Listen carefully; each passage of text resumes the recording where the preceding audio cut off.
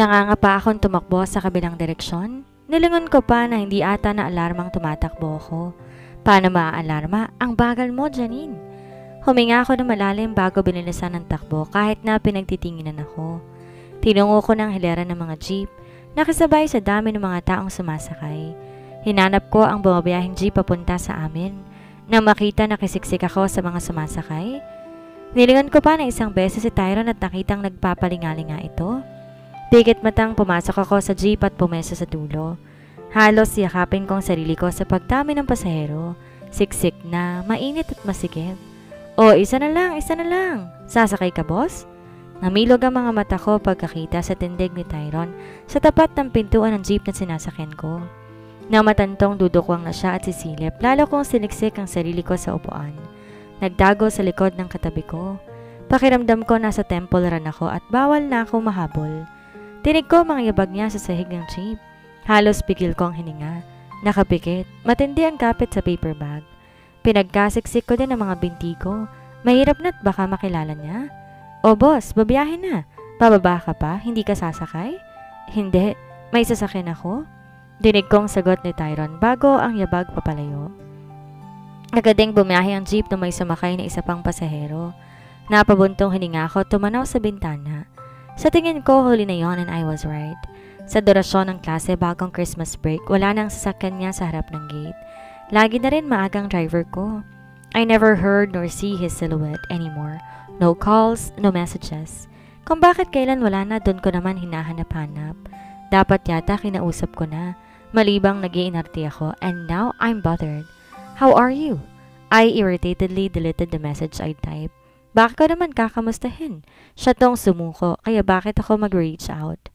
Gigil kong initsa ang cellphone bago nirolyo ang sarili sa kumot. I shouted, baon ang mukha sa unan. Stress ako na naghahabol siya, tapos stress pa rin ako ngayong di na nagpaparamdam. Kailan ba ako matatahimik? Maybe I need a break. And when Mama asked me to go with them, I answered yes.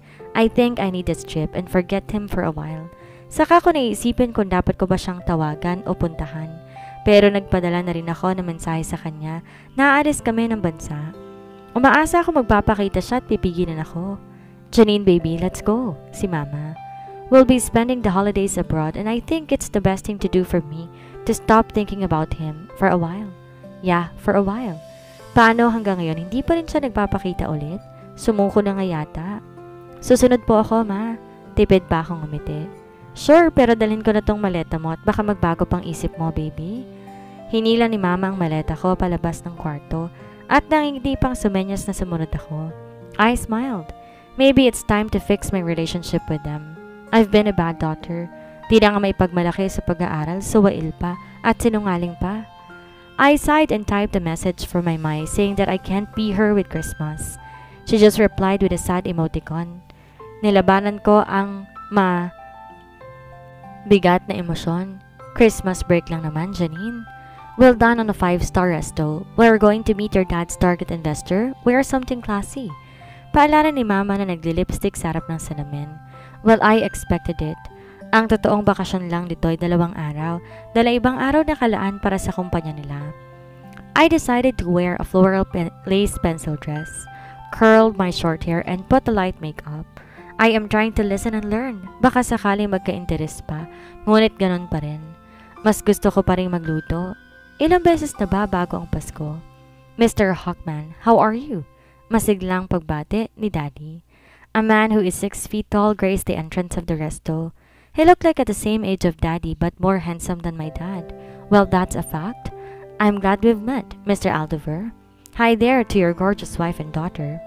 His perfect set of white teeth showed when he smiled widely. I nodded my head and murmured my thanks. Sa durasyon ng pag-uusap nila, hinihila ako ng antok dahil sa lamig. Di ko maiwasang humikam na kinasama sa akin ng tingin ni Daddy. Oh, I think your daughter needs some sleep. I will leave now, so you can all rest. I will reach out to you and set up another meeting. Bye! Walang lingon-likod na umalis si Mr. Hawkman. Napatikam ako ng bibig, lalo na nga nang matalim akong tinignan ni Daddy bago nag-march siya papalabas ng resto. Pagpasensyahan mo na ang Daddy mo, baby. Pagod lang. He thought he could deal with one sitting. Kibit balikat ni Mama bago ko Hinayaang umalis. He is that eager to get some investment but I ruined it. Snow na lang yata ang nagpapasaya sa akin. I am beaming so wild while catching some snow on my hands. Merry Christmas, Janine, baby, sigaw ni Mama. She hugged me sideways before we both giggled. We played on the snow, not minding Dad's glare. Balot na balot at ni ayaw niyang sumali sa amin. I guess tama lang na sumama ako, at least I forgot for this minute. Or not? Kung nandito si Tyron, mas masaya. Baka mas may kakampi ako at di nababagot sa mga meetings si Daddy. Nawala ang ngiti ko at bumabagal ang pagbilog ko sa snow. I felt my heart getting heavy.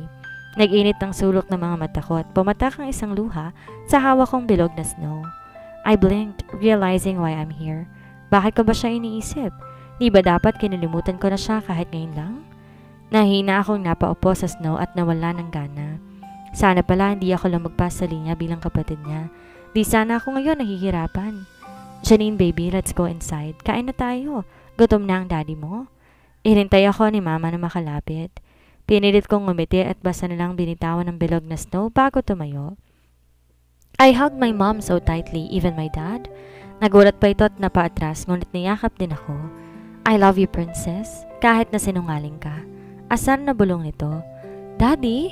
Maktol ko pa. Ngumisi lang to bago inabot ang regalo niya. We just ate what Mama prepared and now they're giving me gifts. Napangisi ako lalo na makita ang regalong bag ni Daddy mula sa sikat na brand. Mom's gifts were thin dresses which made my smirk wider. Binigyan ko sila ng couple robe at mugs. They both liked it and even planned to make my own mug like theirs. Nawala ulit ang ngiti ko dahil doon. Napakurap sa pagkirot ng puso ko. Bakit ba iniisip ko na naman siya? He doesn't belong in my family now. Wala na dapat siya sa litrato sa isipan ko. Inipon ko ulit ang sigla at malawak ng ngumiti. Merry Christmas, Ma, Dad. I kissed them both on the cheeks. Iniwan ko lang sila sa sala at pumasok na sa kwarto ko. That night, I allowed myself to cry, pouring my pain, stress, longing and frustration. The other days, parang walang nangyaring iyakan.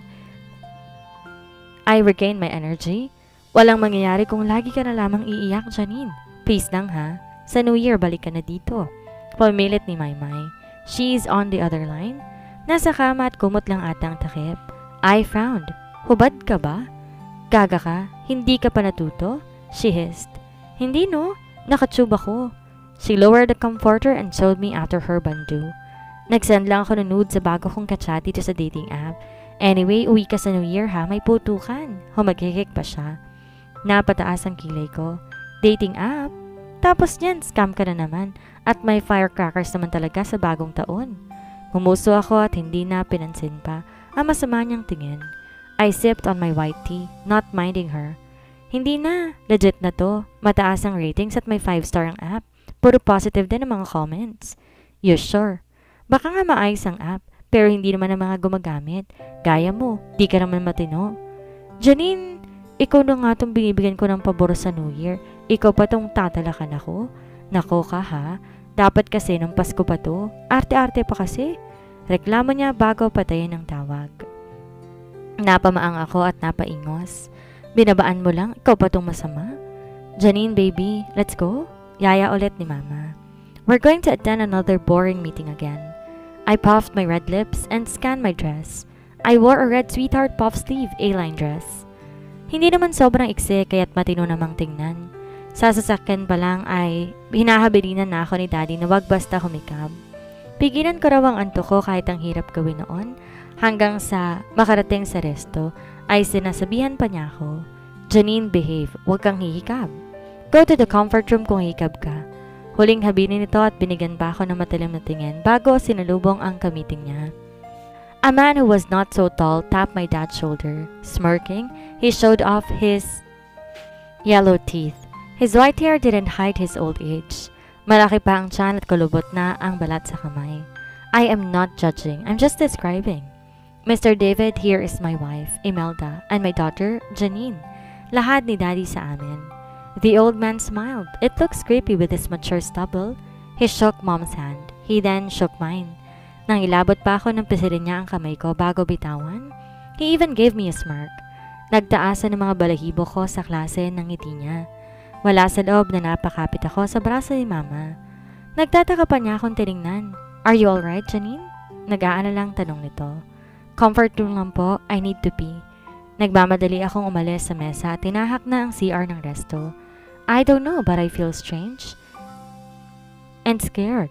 The way the old man looked at me is very uncomfortable.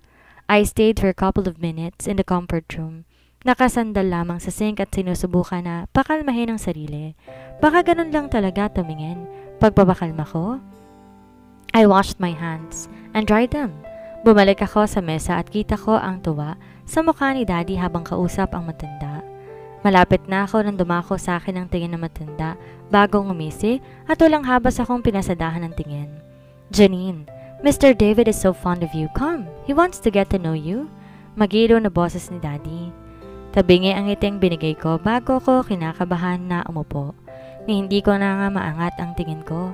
Ramdam ko ang paninitig ng matanda. Your daughter is very gorgeous, Aldover. You know what? I'm single, rich and handsome. Si Mr. David. Wala sa loob na napaubo ako sa sinabi nitong gwapo siya. Nakatanggap pa ako ng masamang tingin kay Daddy, but the old man didn't notice it and continued to his speech. I'm currently looking for a wife. I've seen that your daughter is pretty. Likewise, I will gladly sign the contract if you will let me marry her. I'll make her my wife. Napanganga ako, di makapaniwalang tiningnan ito. Nagsusumama akong tabingan kay Daddy upang wag na itong pumayag ngunit naninitig lamang ito kay Mr. David. Nawalan ako ng pag-asa, lalo na nung mukhang pinag-iisipan itong alok ng matanda. Nagtagis ang ngipin ko. How can they let their daughter marry someone who is old, fat, and a maniac? Tumatahip ang dibdib ko sa pananahimik ni Daddy. Matalim ang titig nito sa matanda at nanggagalaite. Binigyan niya ako ng isang sulyap ngunit napayo ko lamang ako. Si Mommy naman umiling kay Daddy. You won't need to worry anymore about your company's financial problem. I will shoulder it all but make sure that your daughter will marry me and bear my child. Halos masuka at maluha ako sa sinabi nito. Kung kasing gwapo to ni Tyron, baka pa pumayag ako kaagad. Gusto ko nang tumakbo, ngunit hawak ni Mama ang mahigpit ang aking kamay. Binigyan ko pa ng isang lingon si Daddy. I can't believe I was offered a marriage in exchange for our company's stability. I am praying that Dad will disagree. I know he's very eager to solve the company's problem, but I am his only daughter. Hindi negosyo kundi anak. So, I'm waiting for a decision, Mr. Abellana. Maingat na bigkas na matanda. Sa pananahimik ni Daddy, lalong sumiksik ang galit ko. Dumiin ang titig ko nang bumuka na ang mga labi nito. My daughter is not for sale, my dad angrily said. My heart jumped and my eyes widened. I did not expect that. Tumayo si Daddy. Maging si Mommy tumayo habang hila ko. I am still processing his words and letting my heart rejoice with his decision. It's not nice having a meeting with you, Mr. David. Hope to not see your face anymore, my dad declared between his gritted teeth.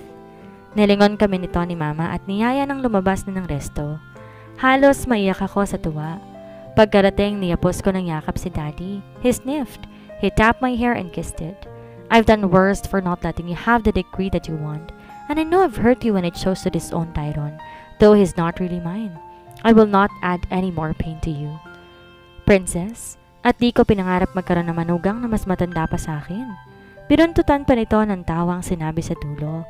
Maging si Mama ay nakitawa at yumakap sa akin. Ngumiti ako na malawak at tumagikik. I know how much they love me as their only daughter. Ako lang naman tong ugaling rebelde. I guess we need to pack things and fly back to the Philippines? Tanong ni Mama. Probably. We still need to prepare for the company's New Year's party. Sang-ayon ni Daddy. I groaned, which made them chuckle. Party na naman. It's boring, Dad. You just have to be there and you don't need to listen. Just enjoy it. Bago bumalik sa Pilipinas, tinawagan ko pa sa video call si Maymay. She looks sleepy and tired. Janine, pagod ako. Ngumuso pa siya. Di mo naman ako callmate noon. Tawagan mo yung dati mong callmate. My brows knotted, concluding that she is referring to Tyron. I just want to say that we'll go back home and I'm inviting you to our company's New Year party. Namilog ang mata niya at napabalikos ng bangon. Really? Totoo yan? Uuwi ka na? Uuwi naman talaga. Di naman kami dito titira eh. Naguguluhan kong sagot. Sumigaw-sigaw siya at tumalon-talon sa kama. She looks like a crazy. Para namang ang tagal naming wala at para isang dekada niya akong di nakita. She is overreacting. Janine, sa wakas tuloy ang plano. Wala sa sariling hagikik niya. Anong plano? Natigil siya at kumurap-kurap, acting like she did not mention anything. Plano? Anong plano? Wala akong binanggit na plano, Janine. Umiling pa siya at kumurap ng inosente. I glared at her. Inis sa inaakto niya. I heard it clear. May plano?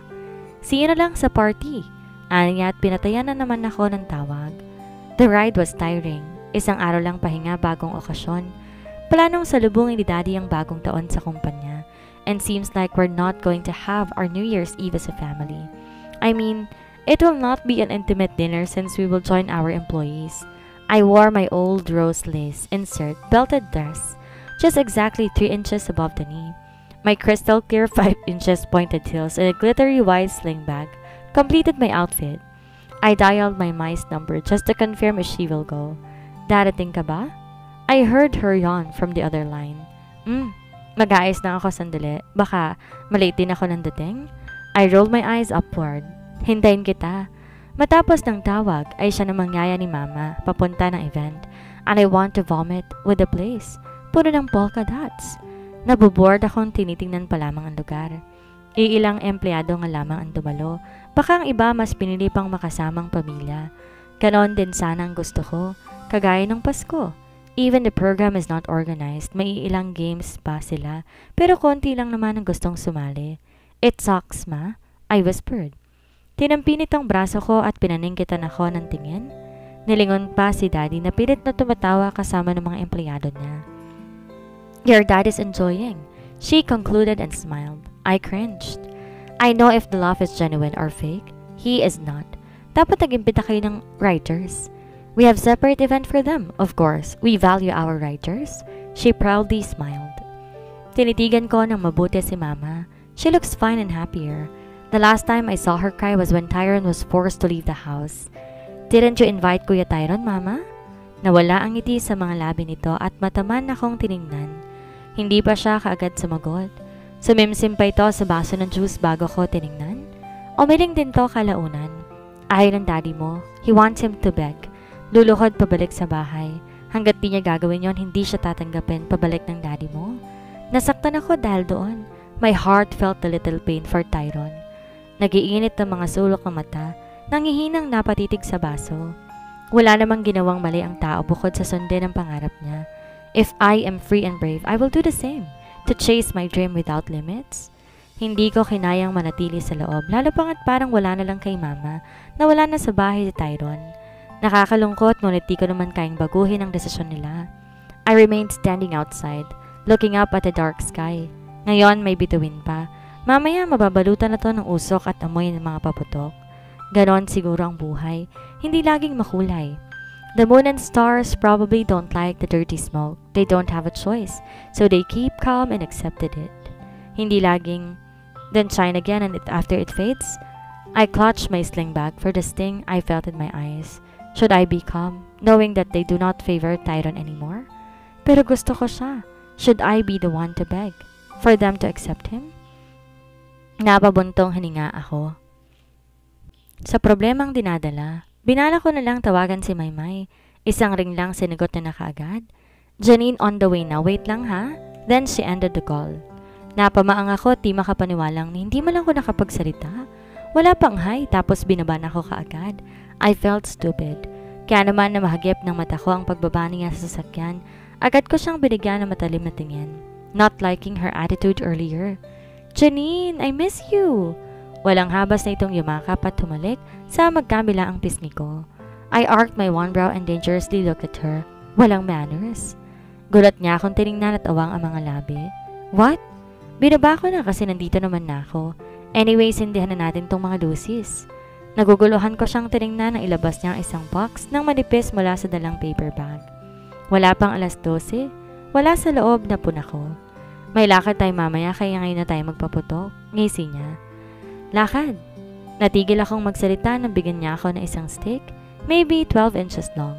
May balot na kulay abo sa halos kabuuan ng stick, bukod sa dulo na wala at nagsisilbi yung hawakan. type ng firecrackers pero mild lang. Hawakan mo mabuti. Inayos pa nito ang pagkakahawak ko sa stick, malayo sa kulay abo. Naglabas siya ng lighter at nakangisi pang sinindihan iyon. Kinakabahan ako habang sinisindihan niya ang hawak ko. Napapikit ako na may magkislapan na kulay kahel mula doon. Tuluyang nawala ang kaba ko at napalitan ng pagkamangha sa dami ng kislap mula doon. It looks like a mini firework in hand. The spark and its noise give music to my ears. Sindihan natin lahat, Janine. To my joy, tig-dalawang stick ng hawak ko. Tumatawa habang patuloy ang pagkislap ng mga yon. Saan mo nabili ang mga yon? I happily ask. Di tuluyang nakalilimutan ng pag-ilaw ng mga stick. Pinabili ko sa driver. Sabi ko 10 kaya lang isa na lang daw. Nguso pa niya habang nilalagay ang seatbelt niya. I fixed my seatbelt too then shrugged my shoulders. Nag-enjoy naman kahit konti lang ang mga yon. Saan tayo pupunta? Ayaw mo ba sa party? Nilingon ko siya habang inaayos ang nagulong belt ng dress ko.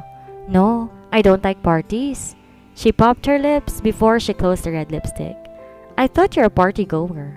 Oh no, Janine, I'm a hotel rider. Hagik-hik pa niya. Hinayaan kong sinabi niya at nagkwento na lang sa nangyari sa akin nung nasa ibang bansa pa. I even got a horrified reaction from her upon knowing what the old man offered. That's gross. I mean, okay lang naman sana matanda kasi they're matured and well-experienced when it comes to bed. But an old maniac man? Please, no. Hindi ka natatayo sa kama, Janine. Litanya pa na. My face crumpled and gave her a skeptical look. Sinabi ko lang na na-offer ako ng marriage na matanda in exchange for the financial stability of the company. Pero eto siya't masyado na yatang lumayo. Napunta na sa kama. Napailing ako at nandidiri siyang tiningnan. Di ko naisip lan. Ikaw lang nagsabi niyan. Are you dating an old man? Ako sa ko pa. Her eyes widened and she looked caught off guard. Well, di naman sobrang tanda. Maybe 3 years older than Tyron. Wala sa loob na sabi niya. So I'm right. May ka-date ka. Date? May sinabi ba ako? Wala. Wala dito na. Baba ka na. Naguguluhan ko siyang tilitigan. Lalo pa nang buksan niya ang sasakyan mula sa loob. Halos manlaki ang mata ko na matanaw ang apartment building ni Tyron.